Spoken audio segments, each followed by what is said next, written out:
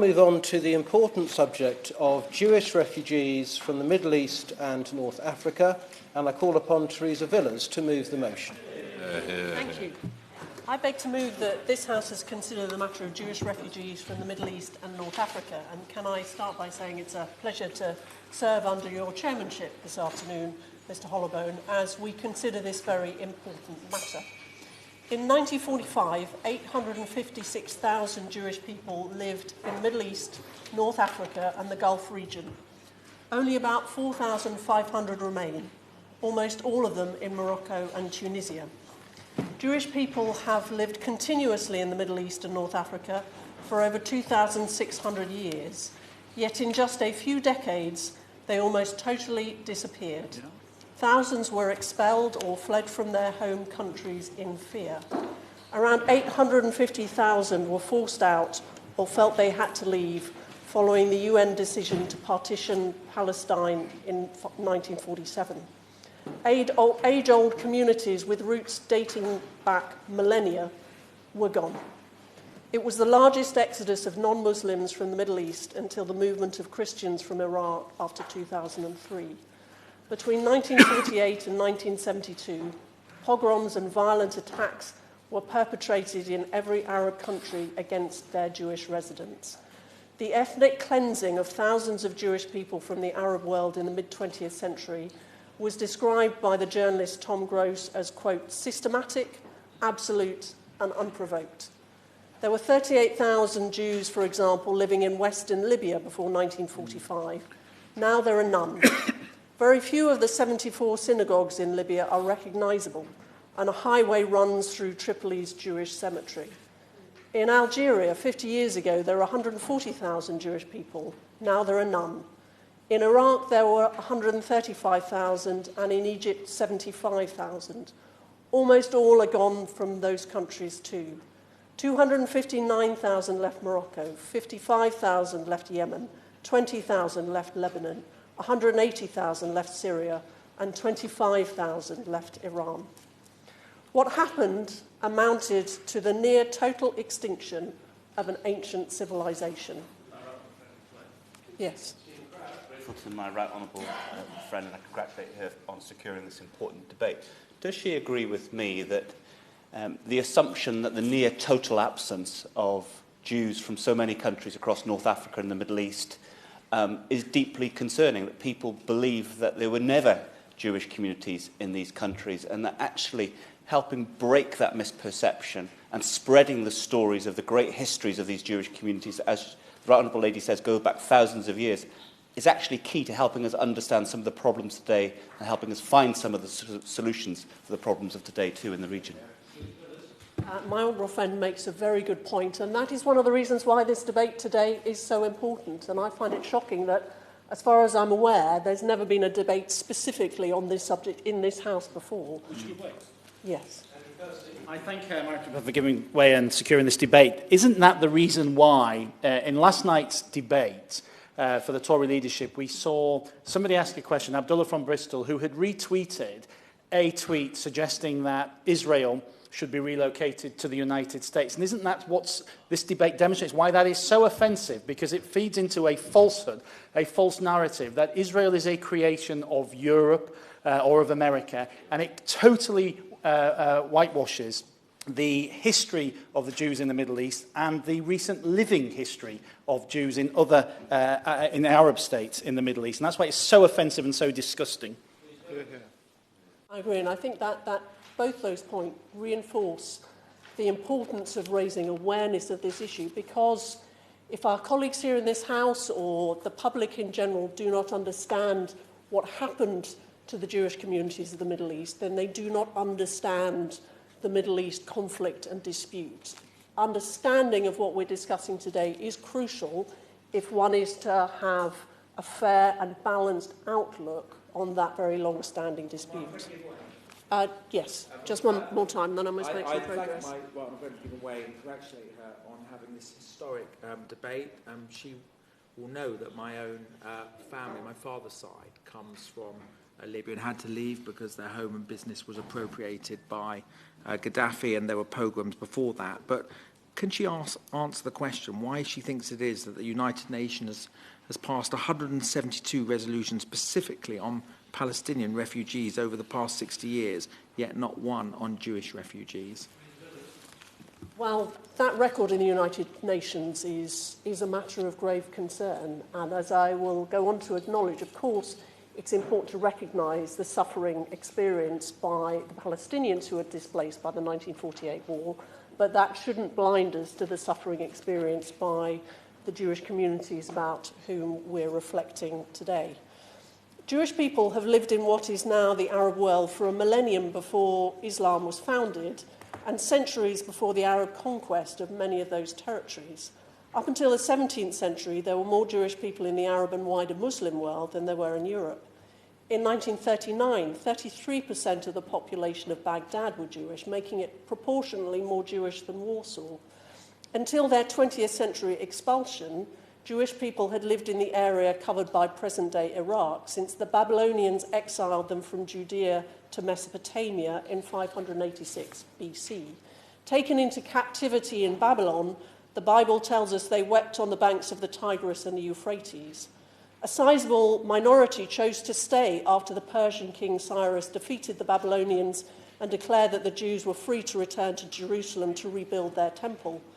And so Jewish people living under Muslim rule shaped Judaism as we know it today. The Talmud, or the Babylonian Talmud, as it is often called, was written in the pre-Islamic academies of present-day Iraq. For centuries, Babylon was the spiritual and religious hub of Judaism. According to the very powerful book Uprooted by Lynn Julius, which I warmly recommend to everyone here, and I welcome the fact that Lynn is with us in the gallery. According to that book, Jewish people in the Arab world face two types of oppression. Countries such as Yemen, Syria, and post-Suez Egypt drove out their Jewish populations mainly in a single mass expulsion. In other places, such as Lebanon and Morocco, Jews were pushed out gradually over a more protracted period, steadily being made to feel less and less welcome in their home countries. Several countries criminalised Zionism, exposing their Jewish minorities to the allegation that they were somehow enemies of the state. In Iraq, the situation deteriorated over time. Having served their country proudly over centuries, the vast majority of the Jewish community in Iraq had their nationality taken from them in 1951. A crisis point was reached in 1969 with the execution of 9 Jewish Iraqis on trumped-up charges of spying. Their bodies were left hanging for days on public display. And following that brutal episode, many of Iraq's remaining Jewish population escaped through Kurdish areas. That includes the Vice President of the Board of Deputies, my constituent Edwin Shukar. Last year, Edwin visited Parliament to talk to MPs about the injustice we're reflecting on today and to share his own story with us of his escape from Baghdad over the Kurdistan mountains. He told me, I quote, "For years we were pleading to be allowed to leave. We were happy to leave behind everything, but were denied that request. Instead, we were practically kept as hostages from 1963 until we finally managed to escape with our lives in 1971 and were mercifully granted asylum on arrival in the UK. I pay tribute to the tireless work Edwin and others have done on this issue, and I'm pleased that he is with us here today. I welcome all those who are here today who've been personally affected by the events that we're considering or who had family who was driven out of those ancient communities in the Middle East.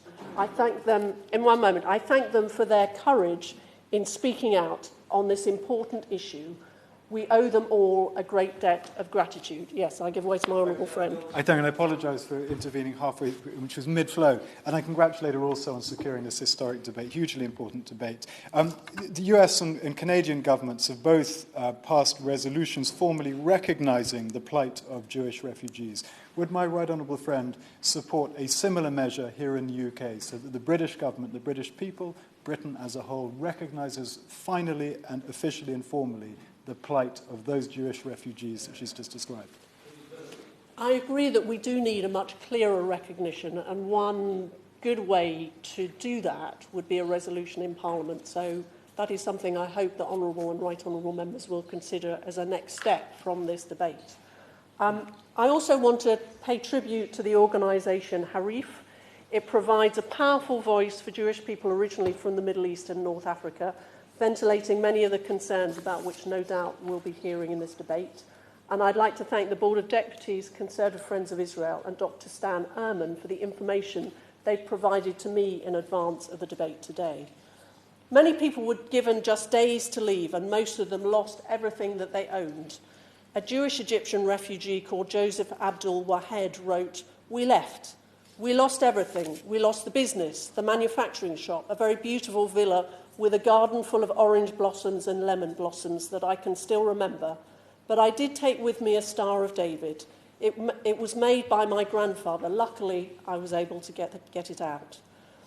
Mr. Hollowbone, the ethnic cleansing of Jewish people from the Arab world has, as we've heard already in the interventions, far too often been overlooked. This is largely an untold story, and it is an unresolved injustice. Huge amounts of airtime, debate and resources are focused on the Palestinians who were displaced by the 1948 conflict.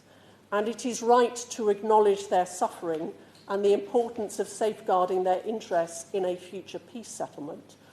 But the plight of the 850,000 Jewish refugees and the scale of their suffering has never had the recognition that it deserves.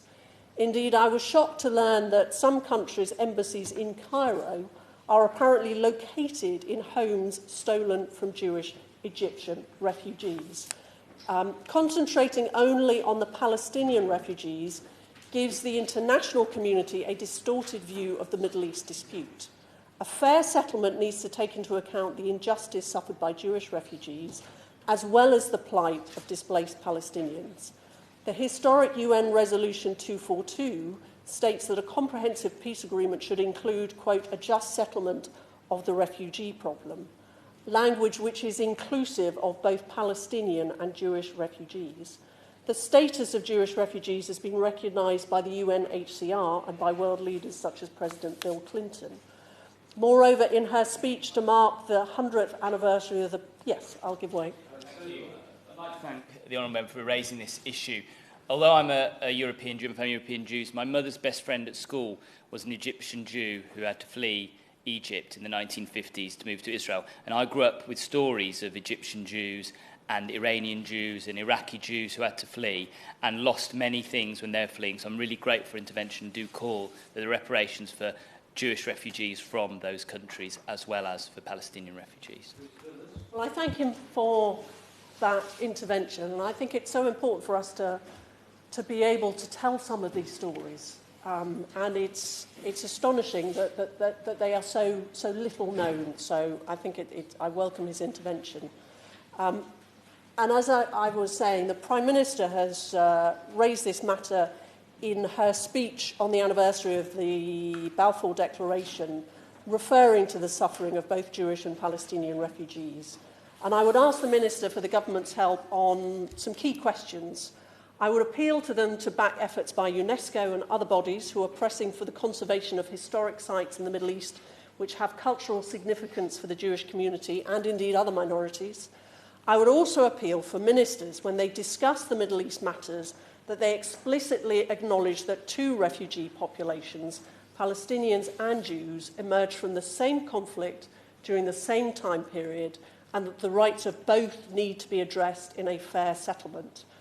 And as the Honourable Member for Richmond acknowledged, I would ask Honourable and Right Honourable Members to acknowledge this as well, as has been the case in resolutions passed in the US Congress and the Canadian Parliament. In conclusion, Mr Hollowbone, after fleeing their home countries, a number of the 850,000 displaced Jewish people went to the UK, Europe, or to Australia, the USA and Canada. Around 650,000 found refuge in Israel. Many faced hardship and adversity. But I want to highlight the optimism, because theirs is a huge success story, as they've become a much valued part of the social fabric of the countries which welcomed them and took them in.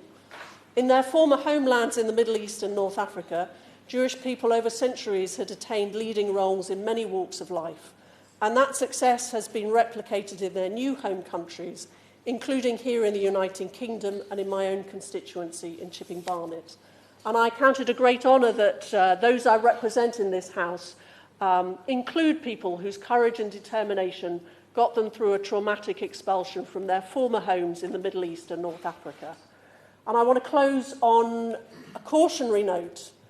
I am deeply worried that history is repeating itself in the Middle East. Just as the indigenous Jewish population was forced out 70 years ago, now the Christians are under ever-increasing pressure. A grave injustice was perpetrated on the Jewish communities in the Middle East and North Africa.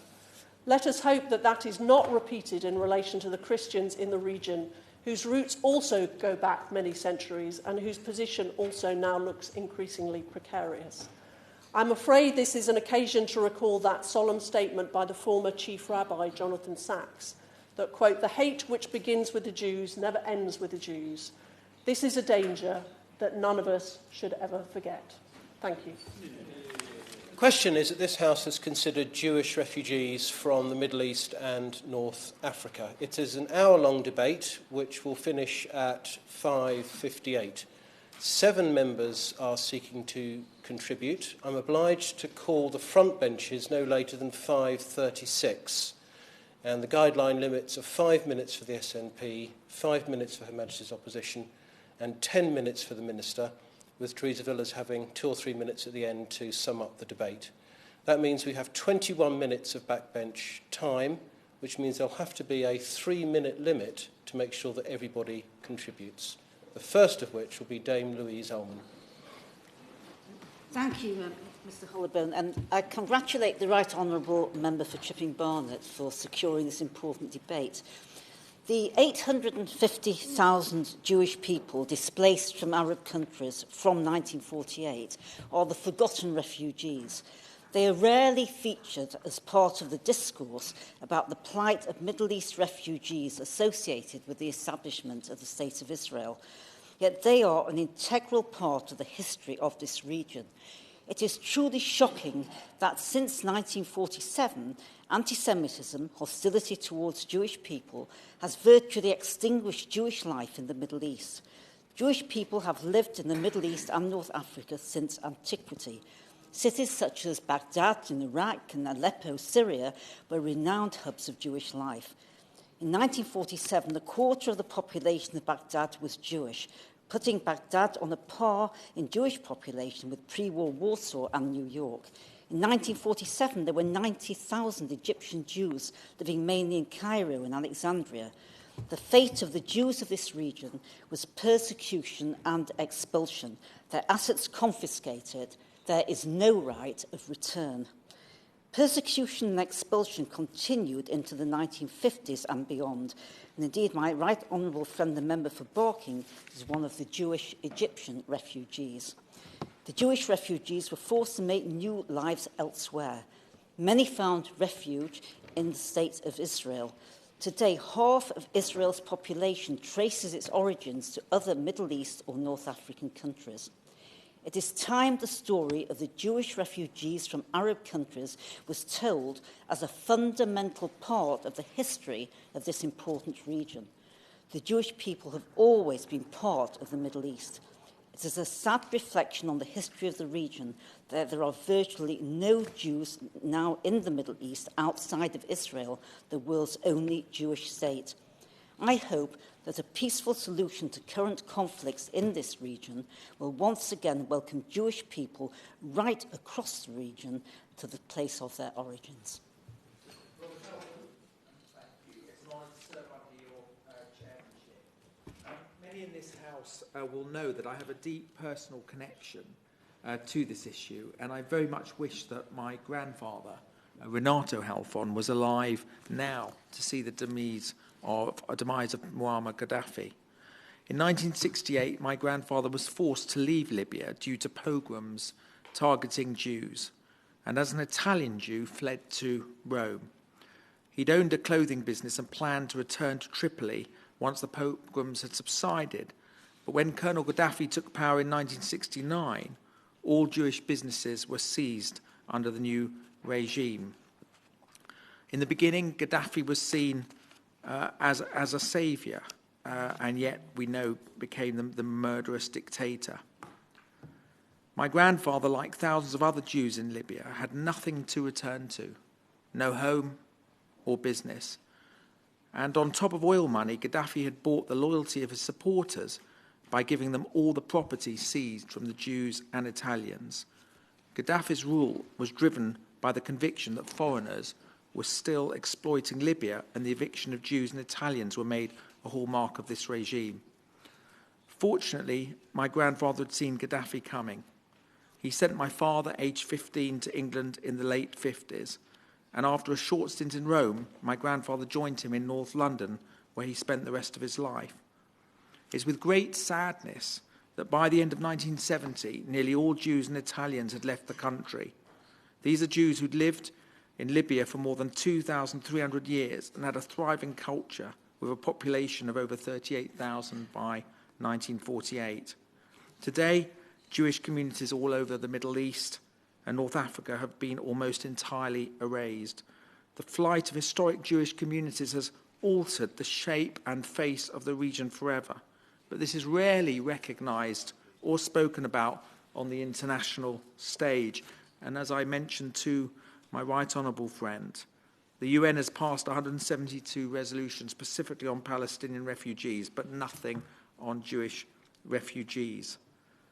And it must be noted that Israel, despite being in its infancy as a country and under attack by 6 Arab states in 1948, did its best to integrate Jewish refugees.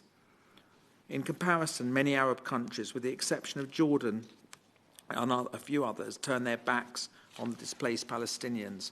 I'm proudly British. I feel a deep attachment to my heritage. I don't want to write of return. I only wish to go to Tripoli to retrace my dear grandfather's footsteps. And I urge the Minister to give the immense suffering of Jewish refugees international recognition and equal prominence to the plight of the Palestinian refugees. All their stories deserve to be told. Ivan Lewis. Thank you, Dr. Hollowburn. It's always a pleasure to participate in debates under your chairmanship. I'd like to congratulate the Right Honourable Lady for securing this adjournment debate, a very important debate. As she's made very clear, it's important to acknowledge the historical facts relating to Jews forced to flee their homes in the Middle East and North Africa. Too often the debate about the Israeli-Palestinian conflict is dominated by a narrative which demonises Israel and delegitimises the rights of Jews to self-determination in their own state.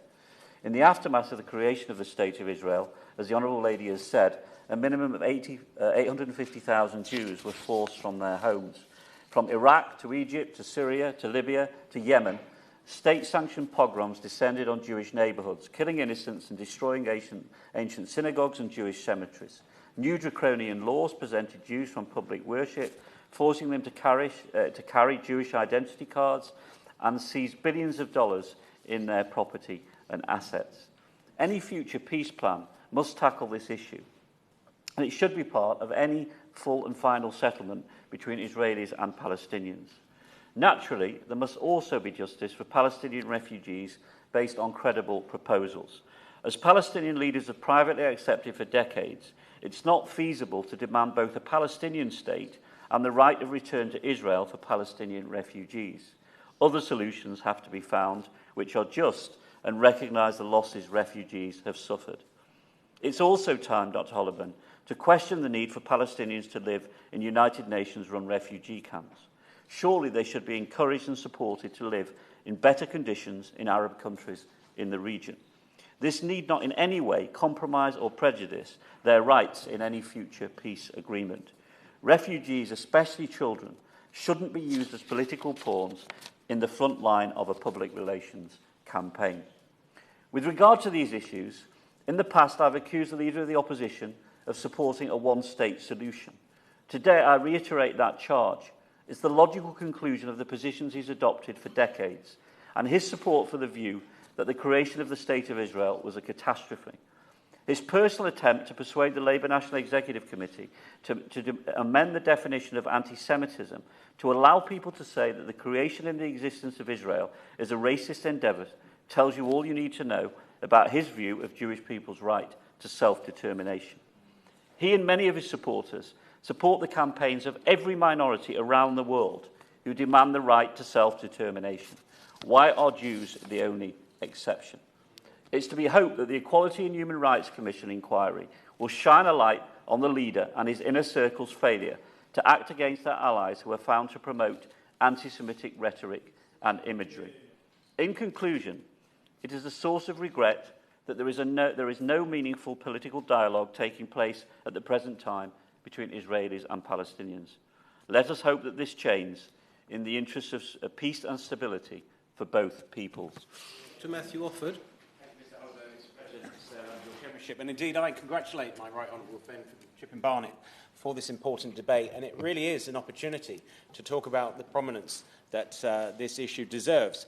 As the member from Bury South has said, this is an issue that is remarkable, that is rarely remarked upon. 850,000 people being forced from their home, and there's no kind of pressure group or organisation ever talking about it. But as my honourable friend from Harlow said, the UN has passed 172 resolutions on Palestinian refugees, and not a single one upon Jewish refugees.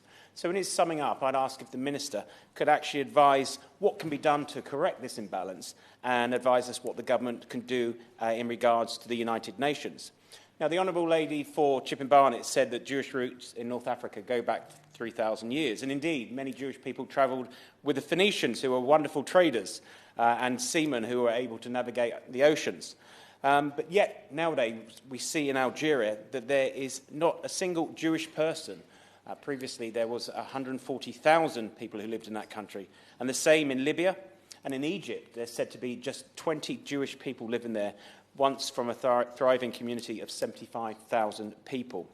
The Jews of Yemen, a community going back 2,000 years, also face some of the worst persecution with protests against the UN partition plan, resulting in the murders of over 80 Jewish innocent people and the burning of their homes, schools and synagogue. But Israel managed to save 47,000 of the Yemeni Jews in the extraordinary Operation Magic Carpet from 1949 to 1950, with help, I have to say, from the United Kingdom, so they could start their new lives in the nascent Jewish state. In fact, when you consider the amount of land that was taken from Jewish refugees, the size, 60,000 square miles, would be 4 times the size of Israel. But these people aren't seeking any kind of restitution. They're seeking a recognition of the plight that they experienced. My honourable friend from Richmond Park also suggested that the government should take the role of both the Canadian government, the Israeli government and the United States to officially recognise the experience of so many Jewish refugees after the Second World War. And I would hope that the government actually does take this opportunity to take the lead upon that. Many of the Jewish exiles have gone on not only to make a huge personal advancement in their personal lives, but also in the community of Israel itself. They have thrived to important positions in national government, they have thrived in the public and private sectors, and they've made an invaluable contribution to the state of Israel itself. So when we hear about Palestinian refugees, we all must bear in mind the fact that this was not just a tragedy for one group of people, but indeed two. Shannon. And it's a pleasure to speak in this. Can I also thank the Honourable Lady for Chipping Barnett and bringing this forward and for setting the scene so very well and giving us all a chance to participate as well. Thank that. I add my voice to her voice to call for the Middle East Minister to make representations to his US counterparts, ensuring that the long-awaited Middle East peace process includes reference to the Jewish refugees from our countries. Very pleased to see the Minister in his place. I think it's his first debate in Westminster Hall. I think I'm right in saying that. Yeah, well, you're very welcome. I'm sure it'll not be your last, or no, it won't probably be my last either, but that's by the way. I wish to point out that since the state of Northern Ireland was created in our partition of Ireland, the Protestants in the border region, which made up the new Northern Ireland, had attempts in their lives to ethnically cleanse them out of the regions. The United Nations says, has defined ethnic cleansing as a purposeful policy designed by one ethnic or religious group to remove by violent and terror-inspiring means the civilian population of another ethnic religious group from certain geographic areas. That's what has happened in the border of Northern Ireland. That is what has happened to the Jews. Now, we know that only 4,000 Jews remain in the Arab world. Some 200,000 Arabs were absorbed into Israel's society, making up the 1.7 million Arab minority, forming 21% of Israel's population. So what can we do? First of all, the media bias against Israel, and our people is exactly that bias. That's when the BBC attempts to set a narrative which does not equate to what is actually taking place on the ground, such as reporting retaliatory missiles launched by Israel in such a way that seems like an offensive attack. So we must investigate and seek the truth, and not those who seek to write the narrative that suits them. We must also fulfil our obligations to what the Balfour Declaration began, allowing Israel back to her home and having equality and safety for all in the Middle East. And thirdly, there's significant linkage between the two refugee populations, underscoring, I believe, the need to deal with both simultaneously. That is what we must impress upon the American administration, to not negate any refugees' rights to justice, nor does it negate the responsibility of Arab states to provide a humanitarian solution to their plight. Ensuring rights for both Arab and Jewish refugees is an essential key on a very practical level to resolving the issue of the refugees.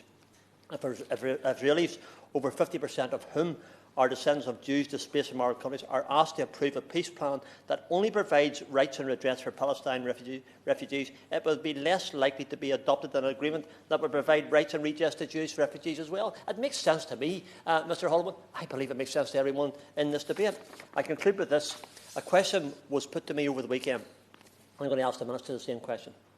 What similar steps will the British Government take to recognise the injustice that was suffered by some 800,000 Jewish refugees from Arab countries, and to ensure that it recognises the tragedy alongside that of the Palestine refugees in its stance on the Middle East peace process? Both lives matter, both narratives matter, and we must, I believe, strongly advocate for those whose plight is often unnoticed. And that's the plight this time of Jewish refugees from the Middle East and North Africa. Thank you. On Howell. Thank you, Mr. Hollowbone. I wish to dedicate much of what I'm going to say to the Jewish refugees of Iraq.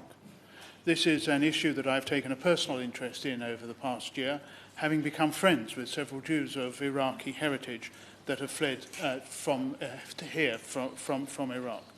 A few months ago, I had the pleasure of watching a powerful documentary entitled Remembering Baghdad, which tells the story of Edwin Shulker and others, and of a once prosperous Jewish community in the Iraqi capital. Their stories are similar to that of so many other Iraqi Jews, 135,000 to be precise. Baghdad was seen as one of the centres of the Jewish world, with an abundance of synagogues, Jewish schools and kosher butchers. The Jewish community constituted as much as 1/3 of the total Baghdad population at one point.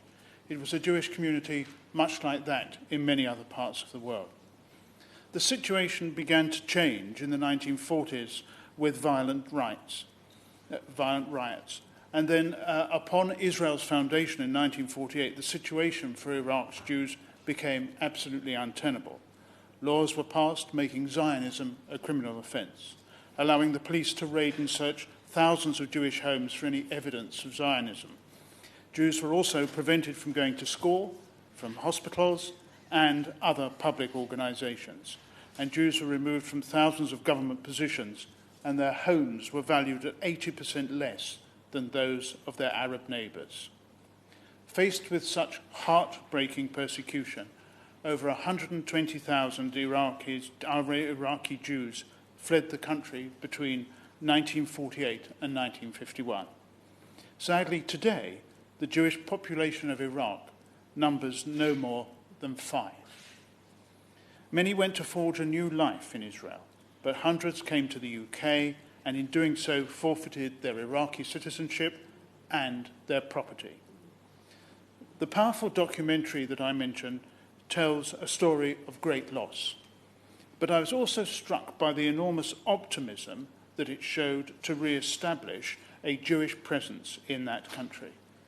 And in closing, I would encourage the Minister to take time to watch this short film and to ask him to recognise the injustice that was suffered by more than 850,000 Jewish refugees from across the Middle East and North Africa, and to ensure that it recognises this tragedy alongside that of the Palestinian refugees in its stance on the Middle Eastern peace process. Percy. Thank Oliver. I nearly said Sir Philip, as I'm sure it's just a matter of time. But it is a pleasure to serve under your chairmanship. I, of course, congratulate my right honourable friend, the member for Chipping Barnet, for securing this debate and for everything she has said. And I would associate myself entirely with her comments and with other comments, particularly my honourable friend, the member for Strangford's comments about the declaration which we would like to see from this government, bringing us into line, as I believe a number of speakers said, with both the United States and Canada. I want to say a little something. I wasn't planning to speak, Mr. Hollowbone, as time was short, but now given the opportunity, I will, of course, take it. I want to say something about the importance of education in this particular issue, because, as I said in my intervention, and we saw from this awful tweet from Abdullah from Bristol last night, who I'm sure, speaking as I am, will probably think, as he also tweeted, that I am a political figure on the Zionist payroll, that there is this false narrative created that Israel is a European creation, it is a Western creation, and it is an anathema in the Middle East. But as we absolutely know, not only because of the thousands of years of history and heritage of the Jewish people in the Middle East and in North Africa, but also the recent history, as has been outlined, and the purpose of this debate. This is a Jewish presence in the Middle East is a living history. It was a living history that goes back before the creation of the State of Israel. And there are many in the Jewish community who doubtless would like to continue to have been living their lives in North Africa and other parts of the Middle East, but who are prevented from doing so today. And I think that the lack of understanding of the history of Jewish refugees from elsewhere in the Middle East and North Africa is part of the reason perhaps so many people who pronounce on the issue of Israel are so ignorant in some of the offensive comments and statements they make, and that is why this debate is so important. Yemen, of course, has been referred to, and I just want to make a very brief comment on that for the Minister when he responds. There is this very small Yemeni Jewish community left, possibly about 70. I have written previously and raised it on the floor of the House of Commons previously. Those who are left there have been subjected to the most awful abuses and threats. One family in particular, whose representatives came to see me, live in fear. Only the father goes out to shop. His daughters have been threatened with rape by their Arab neighbours. This is a really dire situation. There are less than 100 left in Yemen, and I do hope that his predecessor was another minister in the immigration role, has tried to be as helpful as possible on this, but I do hope this is something the minister will look at also.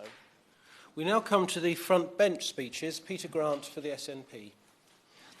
Thank you very much, Mr Holloway. I'm pleased to be able to contribute to this debate. Can I commend the Right Honourable Member from Chipping Barnet for securing the debate and also for not only the content but the tone in which she delivered her comments. In 2010, I had the great privilege of being present when Kate Adie was awarded an honorary doctorate from St Andrews University. In her doctoral address, she surprised a lot of the media studies students in the hall by telling them that if they wanted to follow on her career path, possibly with fewer attempts on her life than Kate Adie's had, they shouldn't do a degree in media studies, they should do a degree in history. And Kate's logic was very simple. She said, how can you possibly hope to explain to people back home what's happening in a faraway country today if you don't understand what happened in that country and what happened to that country in the past? And I think the debate we've had today, and particularly the introduction from the Right Honourable Lady, has brought that home, because it seems to me that too many people who speak very, very forcefully about what should happen to solve the problems in the Middle East are either unaware of the history or perhaps even worse, they're only aware of part of the history. When we look at the recent history of Israel, when we look at the recent history of the Jewish people, it's very easy to be overwhelmed by the scale and the horror of what happened in Europe in the 1930s and 40s, and to lose sight of the fact that at any other time what was happening to Jews in other parts of the world would have been seen as a catastrophe on a global scale. 850,000 people were forced out of the only homes they'd ever known, homes that they could demonstrate their families had lived in for hundreds, possibly thousands of years. An unknown number were killed, hundreds, probably thousands were killed. By today's standards, that was ethnic cleansing. I would argue that by today's standards, that was a genocide, and it deserves to be recognised as such. And those who fled for their lives to try to escape from that genocide should be recognised as refugees, just the same as those who are currently fleeing from the Yemen, from Syria, and from other conflict areas should be recognised and sort of looked after as refugees. Because one of the sad things in any conflict is that the civilians always lose in any conflict. The civilians are always the ones that become refugees. And it's unusual for there to be any armed conflict where there's only one group of refugees. You always find there are refugees on both sides. And as Right Honourable Lady very forcefully reminded us, and as others have commented on, there were two entire populations of refugees were created as a result of the conflict in the Middle East in the 1940s and 50s. Both those populations deserve equal recognition. They all had equal rights. They all suffered appalling losses. They all suffered appalling treatments. All of the stories deserve to be heard and to be remembered. And as well as looking at what we need to do now to try as far as possible to restore the rights of all of those who were persecuted in the past, we need to look at what we should be doing now different to stop it from happening again. And I'd like to comment earlier that hatred against the Jews doesn't stop with the Jews. It eventually becomes hatred of somebody else. And that, I think, is a lesson that we take too long to learn. When we allow hatred of any minority in our society to become normalised, then the hatred very quickly spreads to a different minority. The persecution starts to spread to a different minority, whether that minority is based on religion, on ethnicity, on sexual orientation, or any characteristic at all. If we tolerate, if we allow people to demean, to dehumanise, to vilify anyone because of their religion, because of their colour, because of their nationality, we are allowing the start of another process of persecution against a minority at some point. So in welcoming the debate today and associate myself with a huge amount of what the Right Honourable Member said in her opening comments, I desperately hope that in 50 years' time there won't be a parliament somewhere that is talking about some mass of persecution against a population of refugees that happened because we didn't do enough today to stop it from happening in our world today. Adrian Hamilton. Thank you very much, Mr. Hollowbone. It's a pleasure to serve under your chairmanship this afternoon. Firstly, I'd like to congratulate the Right Honourable Member for Chipping Barnet for a very timely debate. It is extremely important at this stage of all stages to be reminded of the true history of the Middle East and the part that the Jewish community played in it. And I will go on to say a little bit more about that in a minute. So I thank her very much for her tour d'horizon of the Middle East and North Africa and her remarks about the near total extinction of an ancient civilization and the fact that this is the first debate we've ever had in this House on this particular subject. She also pointed out, of course, that Jews have lived in the region for more than 1,000 years before the religion of Islam was founded. It was a thoughtful, well-researched opening speech, and I'm grateful to her for that. She also quoted, of course, from the former chief rabbi, my relative through marriage, Rabbi Jonathan Sachs, a wise and incredible man who did such a lot to represent the Jewish community of this country. We then heard from the Honourable Member for Liverpool Riverside, who always makes an excellent contribution in any debate that I've heard her speak in. And she mentioned, of course, that Jewish people have always been a part of the Middle East. Absolutely right. We heard from the Honourable Member for Harlow. We heard then from my honourable friend from Bury South, who made the point that any future peace plans must include the history of Jewish refugees and the loss by those refugees. We heard contributions as well from the Honourable Member for Hendon, for Strangford, for Henley, for Brigg and Goole, and I'm very grateful for the points that they made. Mr. Hollowbone, I have a personal interest in this. My earliest memories of my own family's history centre around photographs of my late father being taken outside a mosque in Tangier. Indeed, when my grandfather was a refugee from the Nazis during the occupation of Paris in 1940. My grandmother remained in Paris. He was in Spain. He crossed the water to Morocco, where he found refuge in Tangier. His own brother was the mayor of that city at the time. That shows the part that Jews played in North Africa and indeed the Middle East.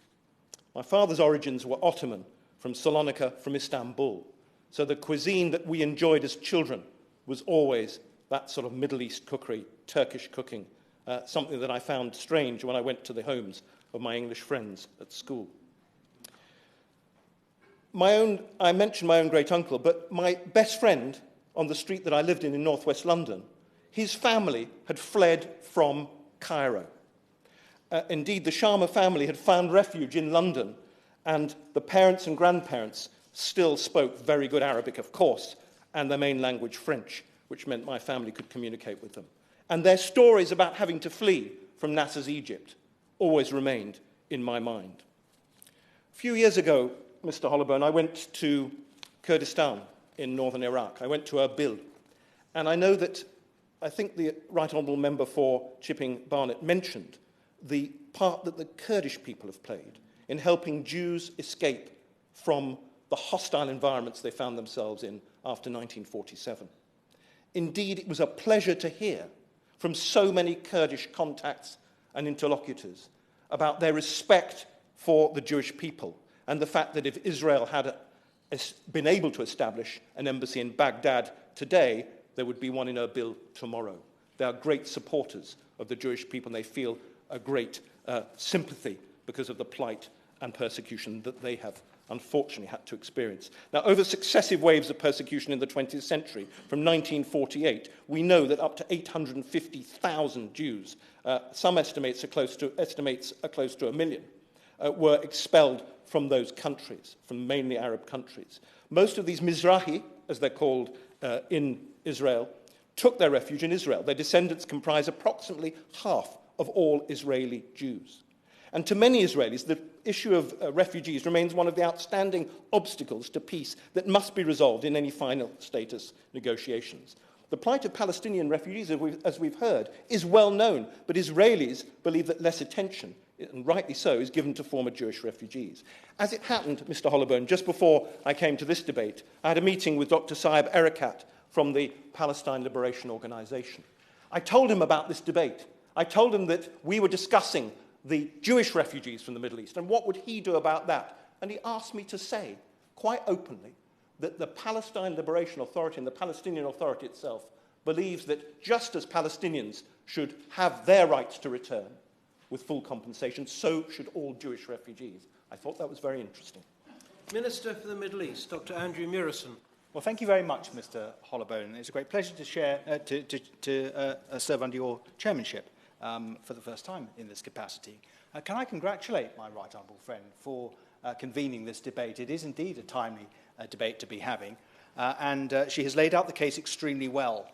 In the very short period of time we've had to debate this matter this afternoon, which I hope will be the first of several such, I think it can only be said that 1 hour is insufficient to give this the coverage that it so richly demands. We've had a tour de force of the historical background to the conundrum currently faced by Jewish refugees. And I'm very pleased to have followed the opposition spokesman in these matters, who refers to a meeting with Dr. Saeb Erekat. And of course, I too have met with Dr. Erekat today, and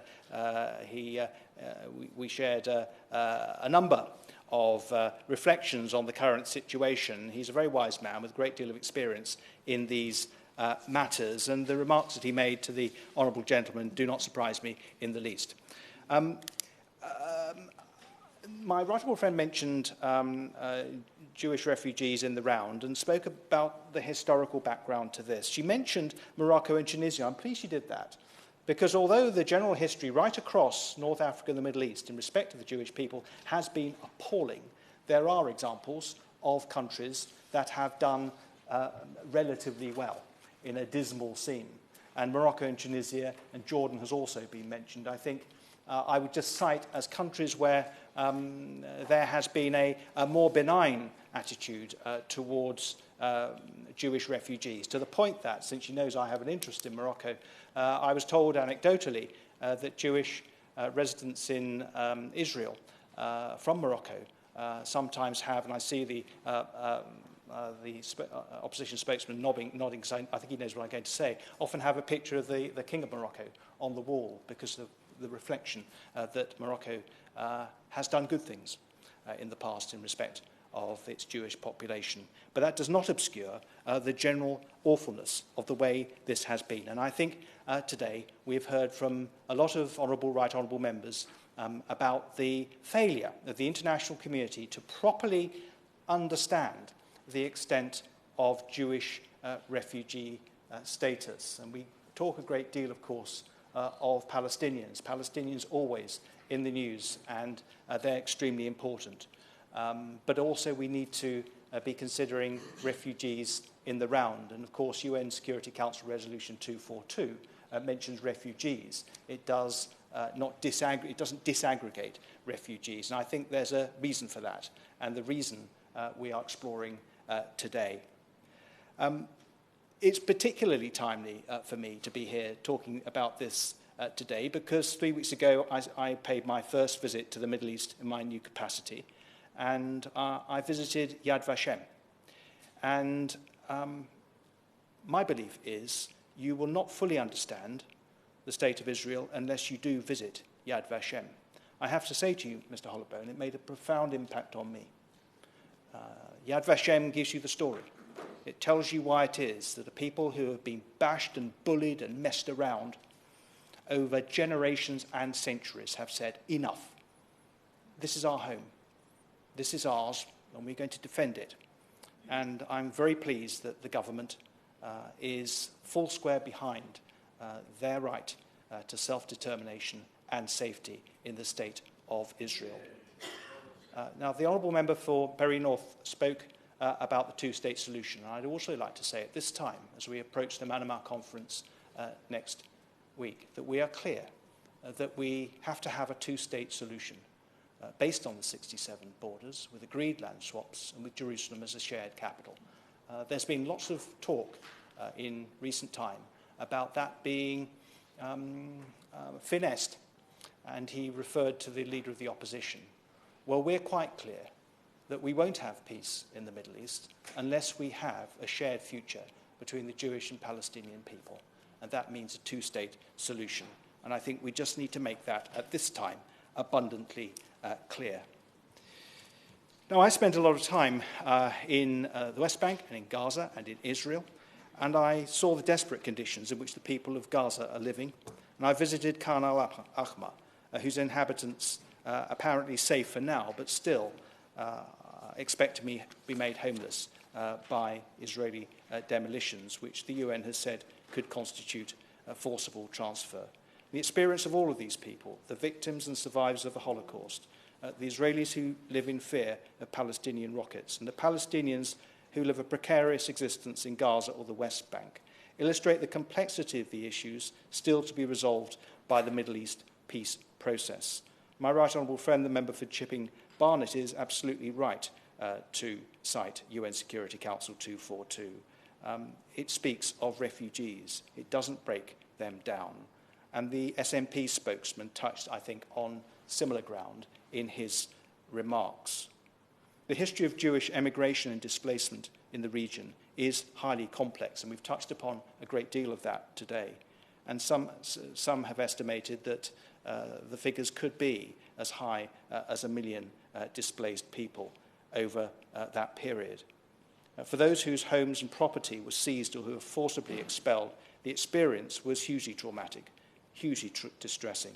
Some continue to live with all of that distress today and correctly, rightly seek some sort of recognition for the trauma that they have suffered. We deeply sympathise with that suffering, just as we sympathise with the many Palestinians who have been forced from their homes over the same period, and indeed the more than 15 million people of many faiths and nationalities who are currently displaced in the region. We understand that there were a range of motivations, of course, for Jews who decided to leave Arab countries. Many of them were certainly forced out one way or the other, either directly or by the general bullying behaviour that they experienced over years. Many left because they were driven by the desire to forge a new homeland for the Jewish people in the new state of Israel. We continue to support that legitimate aspiration for a secure and safe homeland in the form of the modern state of Israel, just as we support the objectives of a viable and sovereign Palestinian state. And the honourable gentleman, the member for Bury South, was absolutely right to underscore the importance of that. It is with those two states very much in mind that we approach the Manama conference next week, at which this country, of course, will be represented. The government continues to believe the way forward is through substantive peace talks between the parties, leading to a two-state solution with Jerusalem as the shared capital. We would also like to use every opportunity to call out any instances of anti-Semitism, wherever it occurs. Scapegoating and demonising minorities fuels division, hatred and violence. It cannot go unchallenged wherever we find it. Freedom of religion or belief is a universal human right, which dovetails with many other human rights. Where religious freedoms are under attack, other basic rights are also under threat. Running very briefly, Mr. Hollowbone, through the contributions that have been made this afternoon and the time available to me, can I just say to my right honourable friend, the member for Chipping Barnet, that she rightly mentions UNESCO World Heritage Sites. We work, as she will probably know, with regional governments and with UN agencies on this, so that cultural sites, religious and secular, are protected in a troubled region. She's right to raise that. Can I commend the Honourable Lady, the member for Liverpool Riverside, and my right honourable friend, the member for Harlow, for their contributions, particularly in relation to the history of this piece. In particular, they have a deep and long-standing interest in this matter. Mr. Hollowbone, the honourable member, my good friend, the member for Strangford, and the member of my honourable friend, the member for Hendon, both pointed out that peace in the Middle East needs consideration of both Palestinian and Jewish refugees. And I hope in my remarks and my emphasis on UN Security Council Resolution 242, I've made it very clear that the government very much sees it in that light too. My honourable friend, the member for Henley, talked about the injustice perpetrated on Jewish refugees and hoped that they would feature in the Middle East peace process as well as Palestinian refugees. I think the fact that we're having this debate today in this place should reinforce that message, that there can be no lasting peace without consideration of both of the peoples, principally in the frame in this matter. My honourable friend, the member for Brigg and Goole, quoted a very insensitive remark by Abdullah from Bristol. I'm grateful to Abdullah from Bristol, in fact, for making his crass remark, because it gave us an opportunity to explode it here today in the House of Commons. He also mentioned the Yemen. Between 48 and 49, 50,000 Jews were airlifted from Yemen, and he's right to point out that there are only probably around 100 left. Mr. Hollowbone, I congratulate once again my right honourable friend for raising this important matter in the House today. She's right to do so. It's timely that she does so, since next week in Manama, these grave matters around the Middle East peace process and the way forward will be considered, and I hope very much that someone involved with those talks will have been listening today. Theresa Villiers. I thank the Minister and everyone who's taken part in today's debate, and I think the main point I take away from this is that 1 hour is just not long enough. This is a story which has stayed untold for far too long. We need this debate to be the start of a process by which we make sure more people know about this unresolved injustice. And I would echo the requests from across the House that the government explicitly refer to the matter of Jewish refugees in statements, in discussions, in debates about the Middle East, because as we have heard, it is not possible to properly understand the Middle East conflict or properly formulate a fair solution without an understanding of the issue with which we have been grappling this afternoon. And I think the Honourable Member for Brigangall made a powerful point when he said ignorance about the long history of the Jewish communities across the Arab world and the Middle East is used as an excuse to fuel this entirely false narrative that Israel is somehow an artificial European construct and a colonial outpost. That is a false narrative, and I hope the Minister and all the Right Honourable and Honourable Members represented today will help me in taking forward this process to make sure more people know what really happened 70 years ago, so that we can see some genuine justice in the Middle East for the dispossessed Jewish communities of the Arab world. Thank you. The question is that this House has considered the issue of refugees from the Middle East and North Africa. As many as are of that opinion say aye. Of the contrary, no. I think the ayes have it. The ayes have it. Order, order. The sitting is adjourned.